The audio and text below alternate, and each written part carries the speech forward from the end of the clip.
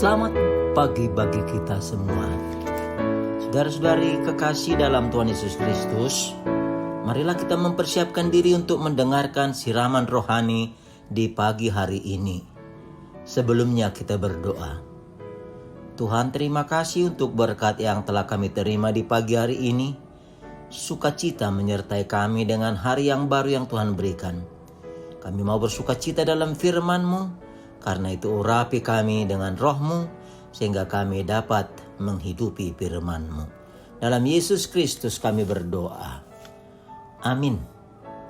Saudara-saudari, kekasih dalam Yesus Kristus, firman Tuhan di pagi hari ini siraman rohani diambil dari kitab Nabi Yeremia 14 ayat 21 tentang hidup dalam kebaikan Tuhan.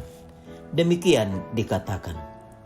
Janganlah engkau menampik kami oleh karena nama-Mu, dan janganlah engkau menghinakan tahta kemuliaan-Mu.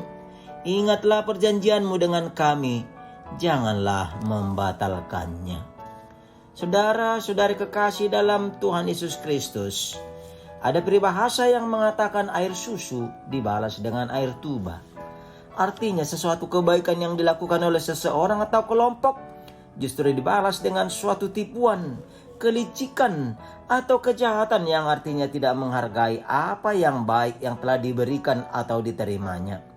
Sungguh jika demikian berarti tidak ada lagi kata hati atau perasaan dari orang atau kelompok tersebut. Hal itu ibarat orang yang tidak tahu diri dan tak tahu untung. Wajarlah kalau orang yang melakukan kebaikan tersebut akan mengatakan sebagaimana dalam ungkapan Batak. Mirip pupar huniha kape pergadongan. Mirip pupar saulia kape hamaguan. Kukira akan menjadi sukacita, syukur. Ternyata tidak menghargai kebaikan, bahkan menghilangkan kebaikan tersebut. Saudara, kekasih dalam Yesus Kristus. Umat Israel mengalami hukuman musim kering yang hebat sebagai akibat hukuman dari Tuhan. Sungguh kesedihan dan duka yang terjadi akibat kekeringan tersebut. Mereka melakukan doa, puasa, dan perkabungan untuk memohon Allah mengangkat penderitaan tersebut. Namun Allah tidak mendengarnya karena Allah tidak berkenan lagi atas ibadah, doa, dan persembahan mereka. Karena mereka telah melakukan kejahatan di mata Tuhan, yaitu tidak hidup benar dan tidak hidup dalam firman-Nya. Dan bahkan mereka lebih percaya lagi kepada nabi-nabi palsu dan hidup melakukan yang tidak benar di hadapan Tuhan. Firman Allah yang disampaikan hamba-Nya tidak membawa perubahan dan menuju pertobatan, sehingga membuat amarah dan murka Allah terhadap umat-Nya. Kekasih Kristus, kita pernah mengalami hal yang dialami oleh umat-Nya ini. Kita pasti pernah menduakan dan bahkan mendukakan Tuhan, mendukakan hatinya. Boleh jadi kita mengandalkan pikiran kita, kekuatan, atau mungkin kita merasa bahwa kita sanggup dan mampu dengan kekuatan kita sendiri. Ingatlah, segala sesuatu yang kita miliki, yang kita punyai, segala waktu dan kesempatan, serta apapun yang ada dalam hidup kita adalah titipan dan terbatas waktunya untuk kita punyai, kita pakai, kita jalani. Sadarilah bahwa segala sesuatu yang kita lakukan akan kelak kita pertanggungjawabkan. Apa yang kau tabur itu yang akan kau tuai. Demikian dikatakan dalam firman Tuhan dalam Galatia 6 ayat 7-8. Marilah kita menjalani kesempatan yang Tuhan berikan dengan senantiasa melakukan kehendak-Nya.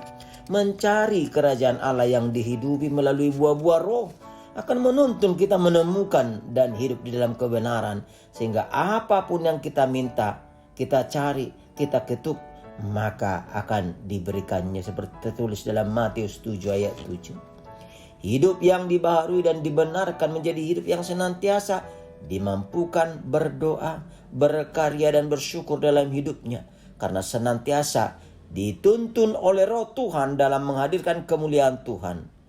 Serta ingat akan kasih setia-Nya, serta hidup selalu dalam menghadirkan nama Tuhan sebagai jawaban untuk setiap derap langkah dan perjalanan hidup. Karena itu nikmatilah kasih-Nya dan hidup serta hidupilah kebaikan dan kasih setianya. Berserah dan yakinlah akan rancangan dan rencananya dalam hidupmu. Amin. Kita berdoa.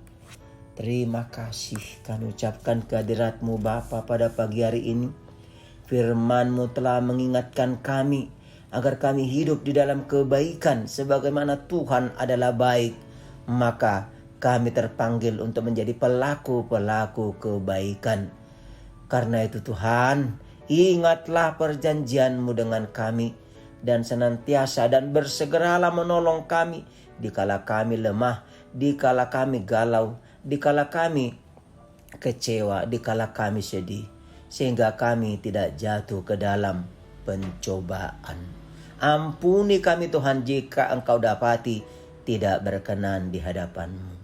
Kami berdoa untuk sanak kekasih dimanapun mereka berada.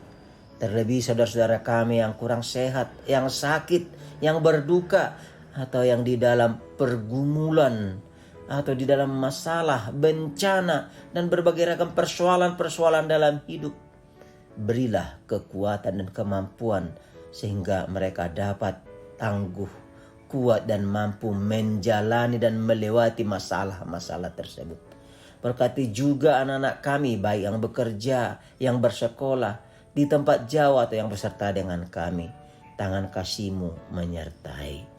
Ke dalam tangan-Mu kami serahkan seluruh hidup kami. Hiduplah dan hidupilah kami. Dalam Yesus Kristus kami berdoa. Anugerah Tuhan Yesus Kristus, kasih setia Allah Bapa, dan persekutuan Rohul Kudus menyertai-Mu. Amin. Saudara-saudari dalam Tuhan Yesus Kristus, marilah kita berkarya untuk Tuhan melalui aktivitas, pekerjaan, perjalanan, atau apapun yang kita lakukan satu hari ini, sembari bersyukur kepada Tuhan. Shalom.